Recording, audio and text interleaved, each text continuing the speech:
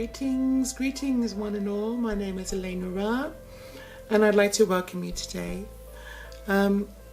This is another podcast, and I never rehearse or prepare really for these podcasts. I just try and be as present as I possibly can, and so I find that always seems to work for me. And I just really want to talk today about how humanity, is humanity really hardwired? Is the human soul really hardwired in specific ways? Are we as human beings hardwired physiologically when it comes to behavior? Including our sexual behaviour, including behaviours in society. Is that something that's hardwired, or is that something that is learnt and nurtured within the society that you're living in, certain behaviours? Are there some innate behaviours that are hardwired? And also in terms of who we are as spiritual beings, is there an essence there, or a seed, or that is planted within each and every one, which is hardwired to unfold at some point in our lives? Is this something that is standard? And also emotionally, is there something hardwired there? I mean, for what I understand with our emotional bodies, that our emotional body is actually a form of technology that actually forms the grid for us to be able to know who we are, and also serves as a guidance system, so we know how we're feeling moment to moment and how we are experiencing ourselves in context to the outside world or with another person. Not that there is necessarily an outside world, because that is also a projection. So our emotional body is definitely a form of technology, inner technology, which is part of our wiring. Maybe that is something that is fundamentally hardwired because it's the grid system in which we experience ourselves through the movement of energy, hence the term emotion, energy in motion.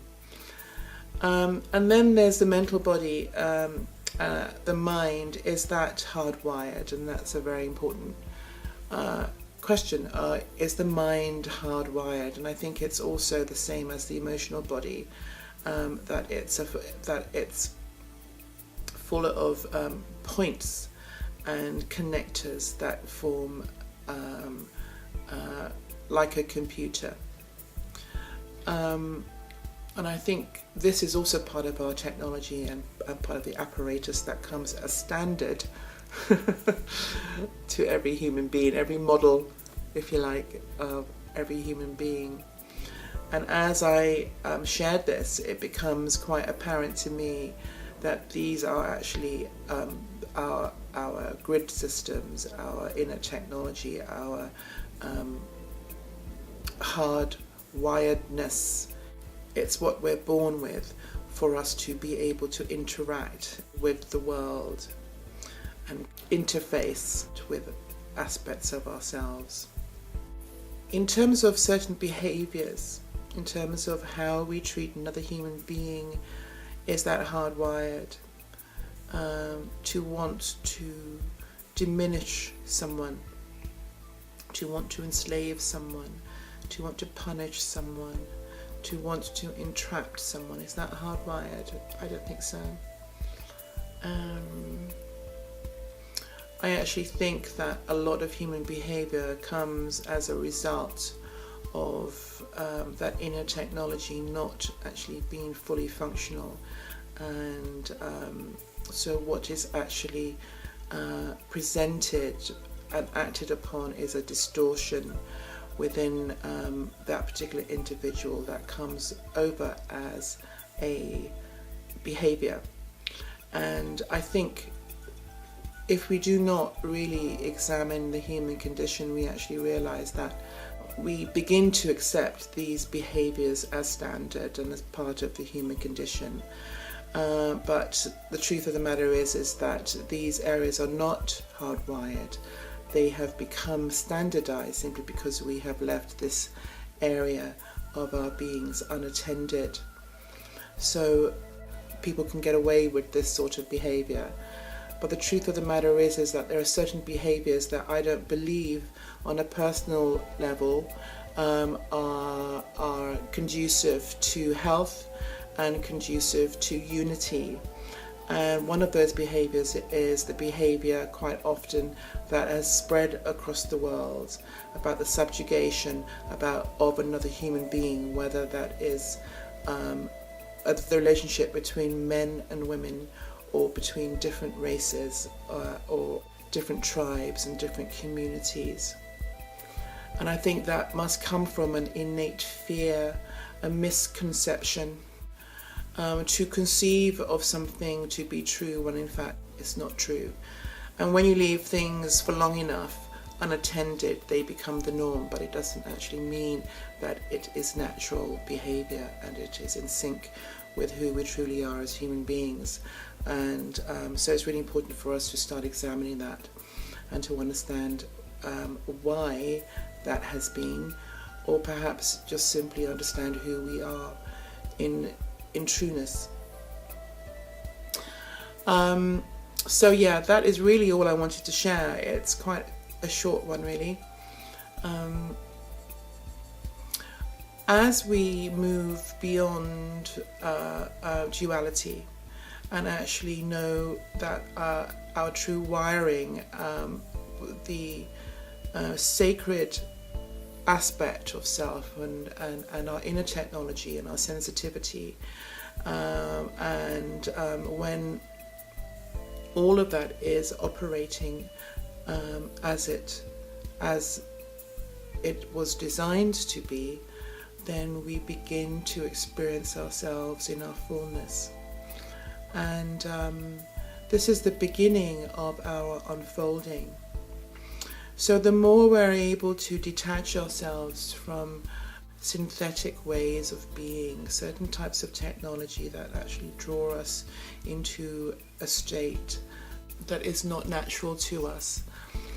And as soon as we're able to just acknowledge our inner technology and realize the workings of our hardwiredness, the true hardwiredness, the body matrix, the Merkaba, the chakra system, the auric field, how the various aspects of the mind, body, and spirit work together, and how the soul interacts with the consciousness that is experiencing life, that is observing behind these eyes, which is spirit. And it's really important for us to start having this kind of conversation and to truly know who we are as human beings. What is the mechanics, not just the mind-body mechanics, but the metaphysical mechanics. And so many cultures around the world have explored this, hence why we have the chakra systems, and in Chinese medicine they have their own systems, but they're all connected and they've all identified part of this inner technology. And as we all start working together and put all the different blueprints together, we actually see how complex we are and how we're able to establish the truth of what it really means to be human, and the fact that this human experience is divine and sacred. It's just that we have genuinely come to believe that we are just mind-body. So behold your magnificence, brothers and sisters. Our time has come. Namaste. My name is Lenura, and it's good to be here. Be well, my friends. I see the God in you, the magnificent, luminous being that you are. As we move forward to bring the unseen into sight and the formless into form, we know ourselves to be. We know ourselves to be. We move into an expanded awareness of self. Namaste.